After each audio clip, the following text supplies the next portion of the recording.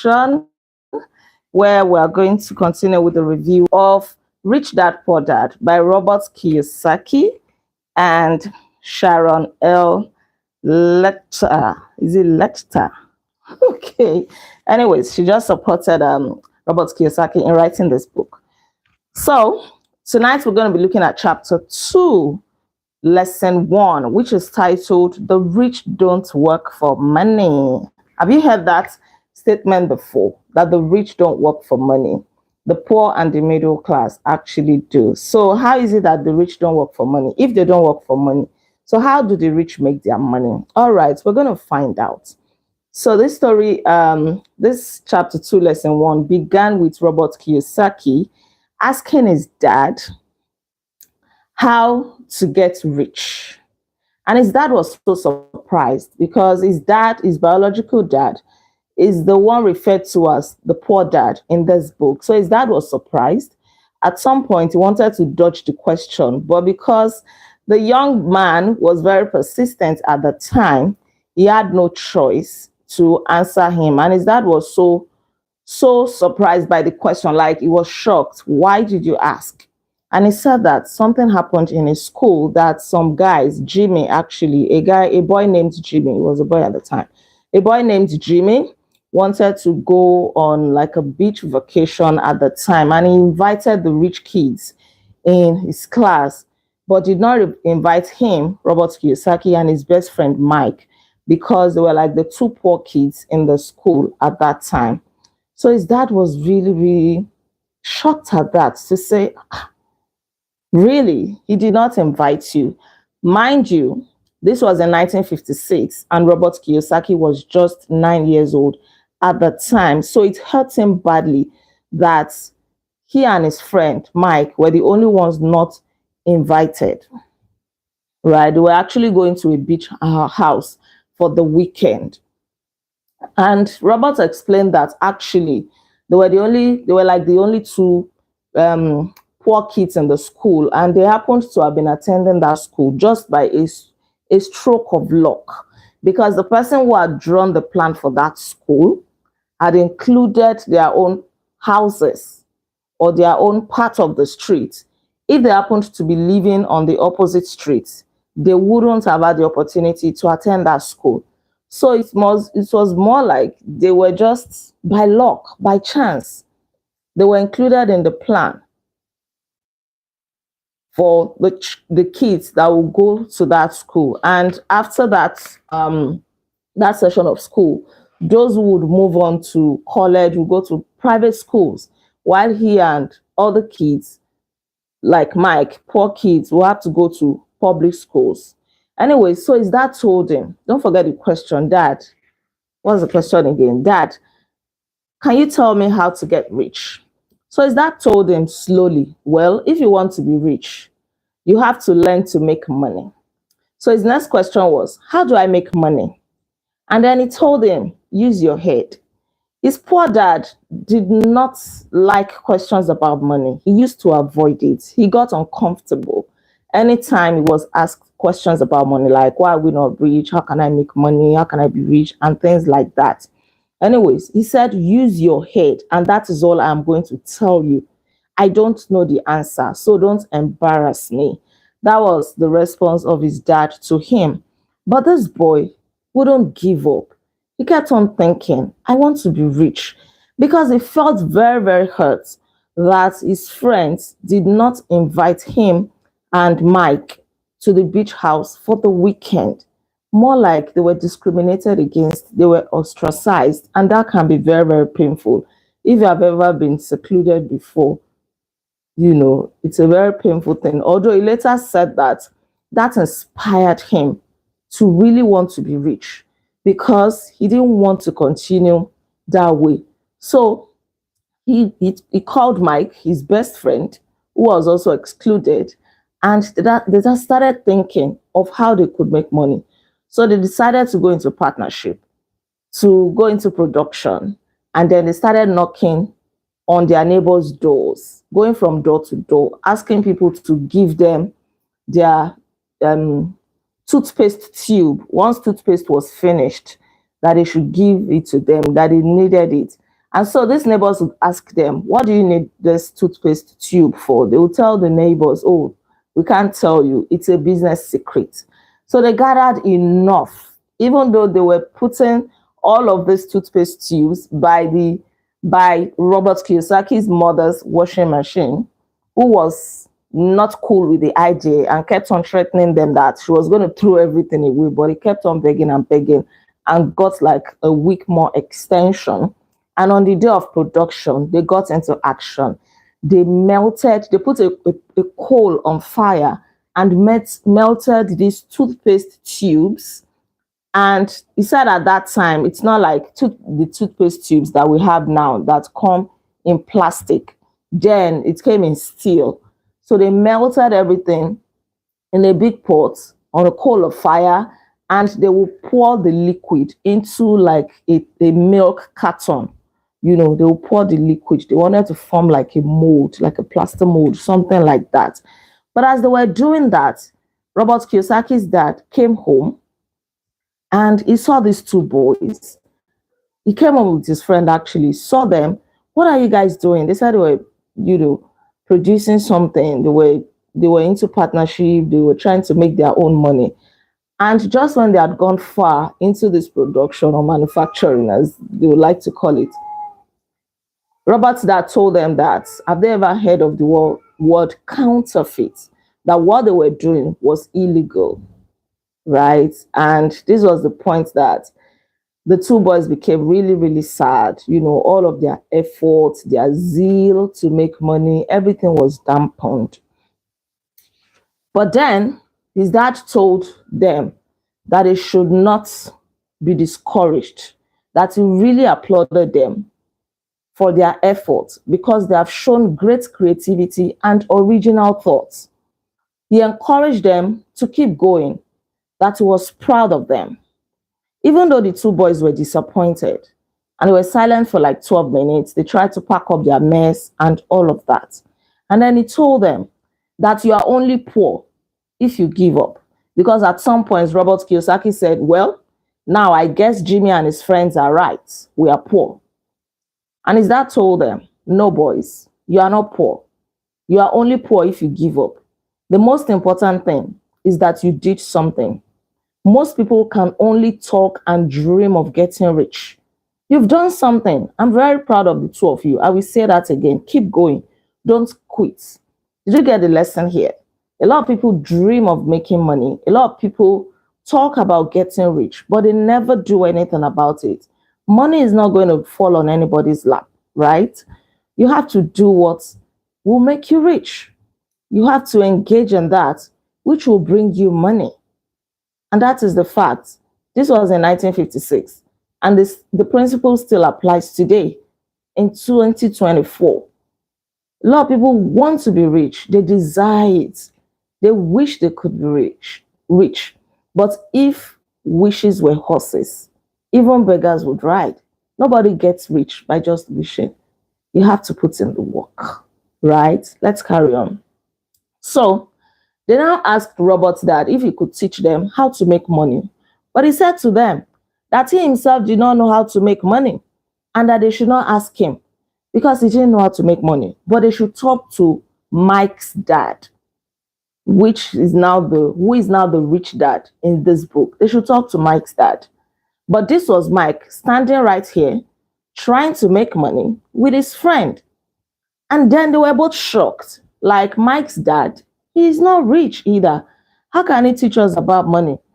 And Robert Kiyosaki's dad said something that was very, very profound. He said to them that he and Mike's dad had the same banker. But this banker would always put in good words about Mike's dad. You know, he was so proud of him that he knew how to make money. When it comes to making money, that Mike's dad knew how to make money. But these two boys were still shocked. And Mike himself said, how come you say that my dad is rich, but we don't have any nice house? We don't have any nice car. So how does he know how to make money if we are still poor? If I've been excluded from going with Jimmy to the beach house over the weekend because I am poor. And now you're saying that my dad knows how to make money. And Robert's dad told them that having a nice car or a nice house does not necessarily mean that you are rich. And he told them something, because in that their small town, the rich kids, most of the rich kids, their parents were working in a sugar plantation. So the sugar plantation hired them, and that most of these kids, the sugar plantation gave their dads the car that they were driving, like official car, company's car. And he told them that the sugar plantation is even about to go bankrupt. That the plantation, the company is in financial trouble. So those that they thought that their dad had cars, living in fine houses, all of those things belong to the company. Once the company is in trouble and the company can no longer continue, they are going to collect the cars from them. So you may see people who are driving big cars, living in fine houses. And this is me talking to us now. It doesn't mean that they're necessarily rich, right? I made a video this evening to say the difference between being broke and being poor. You may think that you are poor because you don't have money, but that doesn't make you poor. Sometimes we look at people, we judge people by the material things that they possess. Oh, she's driving a big car. Oh, they live in a big house and things like that. But who is actually funding all of that? Is it a company? Some of these people may not have any money in their names. They may be driving company's car about with a driver. They may be living in a company's accommodation, apartment. But once they are fired today, do they have any amount of money, even if it is 100,000 naira or $1,000 in their names? Do they? That is what you should be thinking. But you who don't have a car or don't live in a big house yet, you think that you are not rich, forgetting that being rich is a state of mind. Yes, just like that, Mike's dad in this book, at the time of reading this particular part, he wasn't yet rich. But the poor dad, Robert's dad, knew that this guy is rich because his banker said, with the way he's going, with the way he knows how to make money, he is going to be rich. He said, your dad is different. With the way he's going, he's actually building an empire. And I suspect that in a few years, he will be a very rich man. So you may be here today. People may not see you as rich. In fact, you may not see yourself as rich. But I tell you this, what you do per time, what you do per day is taking you closer to that goal. That is why you should keep putting in the work. That is why you should not be lazy. That is why you should not give up. You may not see the results. If you plant a seed today, maybe a seed of corn, one seed of corn, it doesn't start growing today. It doesn't germinate immediately. It is going to take time before you actually see the corn cobs, the tree, the plants growing from beneath the ground. But before it shoots out from beneath the ground, you don't realize that some growths are already taking place. It is growing, it is taking space under the ground, it is building its roots, it is, it is developing its foundation. What you see on the outside is a result of the work that has taken place on the ground. So all of the efforts that you're putting in today, people may not see it. It may not be open to all. But you are building something great. You are growing. And by the time it becomes open, some people are going to be shocked. Like, what did you do? He didn't look like it like 1 month ago. Because people expect that, if you are rich, it must be visible to everybody. So keep putting in the work, whether people see it or not, whether they commend you or not. All right, so who was Mike's dad? Because these two boys were about to meet Mike's dad to teach them how to make money. These boys were 9 years of age, and they were already eager to learn how to make money. So they decided to book an appointment with Mike's dad, hoping that he would agree to teach them how to make money. Luckily for them, he agreed. And then on this Saturday morning, Robert went over to Mike's house to learn how to make money. And when he met Mike's dad, he asked if he could teach him and Mike how to make money. He had a funny look on his face, but then he later agreed and said, okay, here is my offer.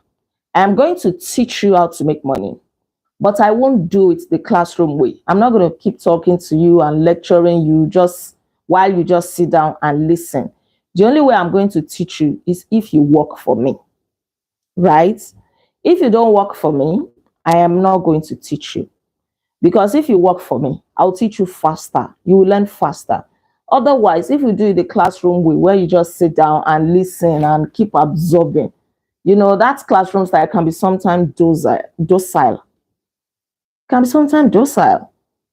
Your teacher may be teaching or your lecturer lecturing. They think that you're assimilating, but your mind may be far off. You may not get anything. You may not get anything. I've taught, I remember one of my classes where some students are saying, oh, very impactful session. Oh, thank you so much, Doc. Oh, I learned a lot. Oh, the class was so engaging. You see one or two that will say, what's going on? I didn't even understand anything. And please, can somebody teach me? Can somebody summarize to me? They didn't learn anything. Is it the fault of the lecturer? No, right? So he said, it is only if you work for me that I am going to teach you. I won't teach you like they teach you in school. So that is my offer. Take it or leave it. But the boy, Robert Kiyosaki, was still trying to think about it to say, may I ask a question? Rich Dad said, no, you cannot ask any question. Take it or leave it. That is my offer. And please, I want you to listen to this. He told him, he said, I've got too much work to do to waste my time. If you can't make up your mind decisively, then you will never learn how to make money. And I picked that. If you cannot make up your mind decisively, you will never learn how to make money anyway. Opportunities come and go. Being able to know when to make quick decisions is an important skill if you want to make money. When you see an investment opportunity, you must be able to decide very quickly, because some opportunities will not come to you the second time. So learning how to make money, in learning how to make money, you must learn how to make very quick decisions. Do I go for this? Do I not go for this? There is no time for dilly-dallying. Let me go and think about it. I am still thinking about it for 2 weeks. The opportunity is gone. Those who recognize it as a very fantastic opportunity, they grab it, and that is it. We can see so many of that in the world that we live in today. Some older people who will come out and say, oh, I wish I had bought that land when it was selling for just 20,000 naira. Now the land is selling for 50 million naira, because what they saw then was bush, oh, swamp, and all of that. And to them at that time, even though they had the money, they couldn't make up their mind. And so many reasons may be responsible for this. Maybe that somebody just said something that discouraged them, or they are thinking, this 20,000 naira, how will I pay my child's school fees? And things like that. And that is why they are not rich today, even though some of their contemporaries are living so fine, those who grabbed opportunities. So Robert had no choice than to accept the offer. And Rich Dad told him, I will pay you 10 cents per hour, which was a very low pay. As of 1956, it was very, very low. And Robert also wanted to make an excuse that, but every Saturday I play softball. And the Rich Dad told him, it is either you take it or you leave it. He was not willing to accept any excuse, because he knew straight up that this is one of the characteristics of poor people, or people that would not be rich. They keep looking for excuses. They keep making excuses. There will be 1,001 valid reasons why they should not take that step, why they should not make that move. Yes. So this was part of the lessons that Rich Dad was telling him. Take it or leave it. This is my offer. If you truly want to be rich, the road is not a soft one. It is not a smooth one. It is not an easy one.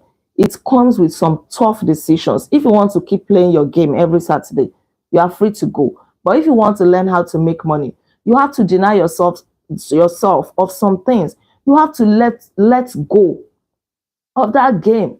So it's your choice. You can keep using your Saturday to play your game, and don't learn about money, or you know, push the game aside and learn about money. The choice is yours. Yes, poor means passing over opportunities repeatedly. Exactly. Thank you for that. So he agreed. Now, 30 cents later, they started resuming work. It was a tough one because as of that time, they were living in Hawaii, in America, and in the store, there was no air conditioner.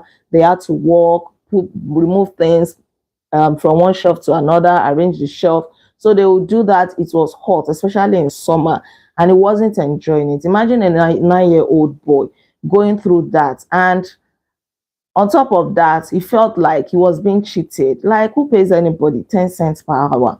That money can only buy comic book. And that was what he used it in buying. So every Saturday, he would receive 30 cents, which was very small. And he was already thinking of quitting. He told his friend, Mike, that he was quitting.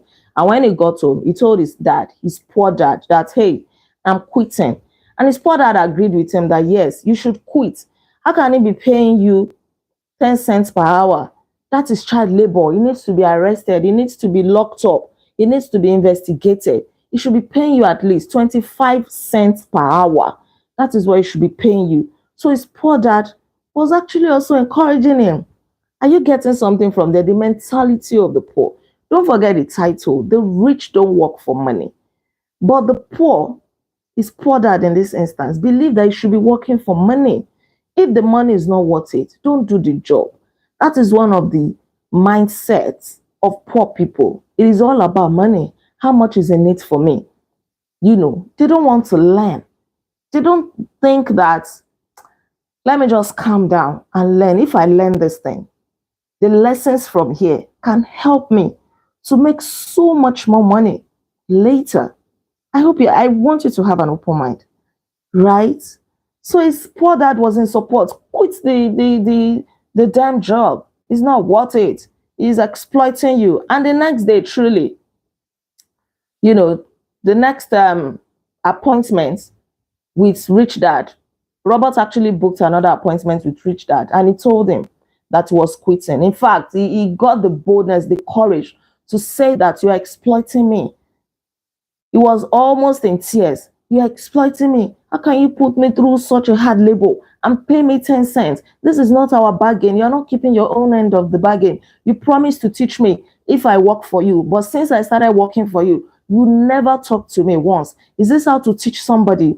Why would you say you're teaching me and you never even come to talk to me? Because truly, Rich Dad would not talk to him. He just allowed him and Mike to be doing the job. And Rich Dad asked him, do you teach people only by talking to them or only by lecturing them?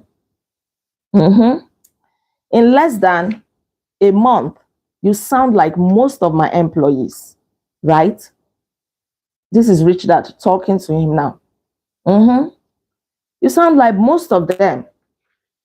If they don't get a raise or the condition is not right, they think that you're cruel. They think that you are not doing right by them.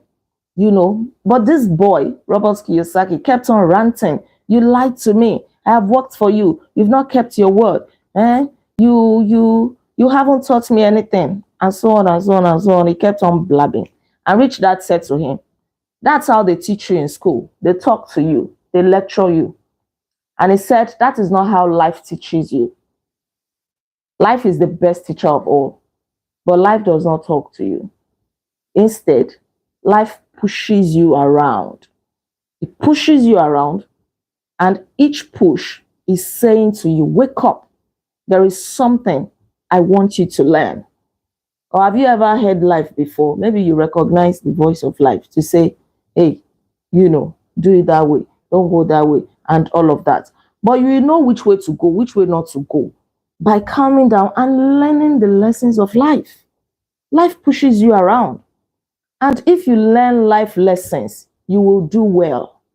If not, life will just continue to push you around, because life talks to us every day. It may not be in an audible voice like we expect to hear. It may be through different experiences. If somebody jilts you, maybe somebody breaks your heart, somebody that you call your lover breaks your heart, there is a lesson in that for you. If you are poor at this time, you are working so hard, you are not making money, there is a lesson in that for you that life is trying to teach you. If you are calm, you will get the lesson. If you don't have an open mind, you will just keep saying that life is cruel, life is unfair. But if you learn this lesson, it will push you into the next level, because no lesson in life, no pain in life is actually a waste. Mhm. So the rich dad told him, if life keeps pushing you around, you either do two things. Number one, you just accept your fate and continue to let life push you around, because that's how some people do, right? But some people get angry and they push back, they fight. Now, what is Robert Kiyosaki doing? He's fighting. Life is pushing him, but he too wants to push back. He wants to learn how to make money. At the same time, it feels like 10 cents per hour is too little. He's giving up so much. He has a boring school activities already from Monday to Friday, and Saturday that he wants to use to go and play his softball game. Now he has to use it to work for 3 hours and missing out on his game, you know. But Rich Dad told him some very profound lessons. If you learn this lesson, you will grow into a wise, wealthy, and happy young man. If you don't, you will spend your life blaming a job, low pay, or your boss for your problems. You will live life hoping for that big break that will solve all your money problems. But that big break may never come if you don't learn how to fight. Mhm. And so at this point, the lesson was gradually sinking in. The lesson was gradually sinking in. That's okay. So if I don't want life to push me around, I must fight. You don't play it safe. His poor dad wanted him to play it safe, to collect the money, the amount of money that he was worth. But his rich dad said, if you play it safe, you are going to die a boring old man. You will have lots of friends who really like you because you were such a nice, hardworking guy. You spent a life playing it safe, doing the right things. But the truth is that you let life push you into submission. Deep down, you were terrified of taking risks. You really wanted to win, but the fear of losing was greater than the excitement of winning. Deep inside, you and only you will know you didn't go for it. You chose to play it safe. I think I should pause here. Maybe you've been playing it safe. You don't want to take any risk. You are too afraid of failure. You are too afraid of making mistakes. You know that you can do better, right? See, what I do now, even though I'm an outspoken person, I can be sometimes introverted. Yes, that is me. If I can keep to myself for as long as I want, I don't want to talk to anybody. I just want to. So I can be like that sometimes. More like I have these two sides to me. I can be extremely extroverted when I'm amongst my own people, those who ginger me and all of that. And at other times, I can really keep to myself. I remember when I was in South Africa and I was alone. I can be in my room from morning till night. You don't even know that I'm there. I just bury myself doing some things. There are times like that, even up till now, in spite of the fact that I'm married. I still want to keep to myself, be buried in my own thoughts. I don't want to talk and all of that. But I've learned that in life, you have to be courageous, right? Even if you're an introvert, learn to speak up, learn to take risks.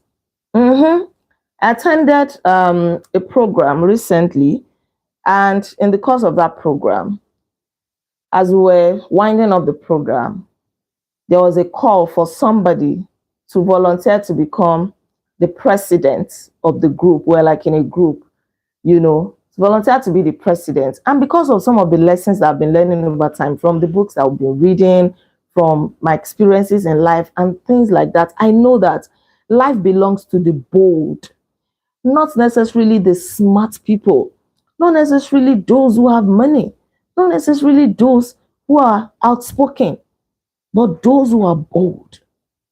Those are the people that life favors.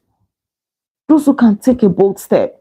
They don't have everything figured out, but they go for it regardless. They do it afraid. That is one profound lesson that I have learned over time. So I've learned not to be bold. Even though I don't want to talk to anybody, I make my move. I take my step. I do that which I believe in. So at that meeting, I said, okay, we need a president. And immediately I raised up my hand. I didn't even know what was going to entail and all of that, because I've also learned that say yes first. You know, if it's not something bad they're asking you to do, at least say yes first. Raise your hand first. Answer questions. Talk. Let your presence be known. So I said, okay. And just as I raised up my hand, I didn't know that it was going to turn into a voting process. Somebody else also raised their hand. She too felt like, okay, she wanted to be the president as well. Okay, at this point, we needed to vote. And that was when I knew that politicians are trying. Within a few minutes of this voting process, my heart was beating like, hey, what is this? I hope these people will vote for me.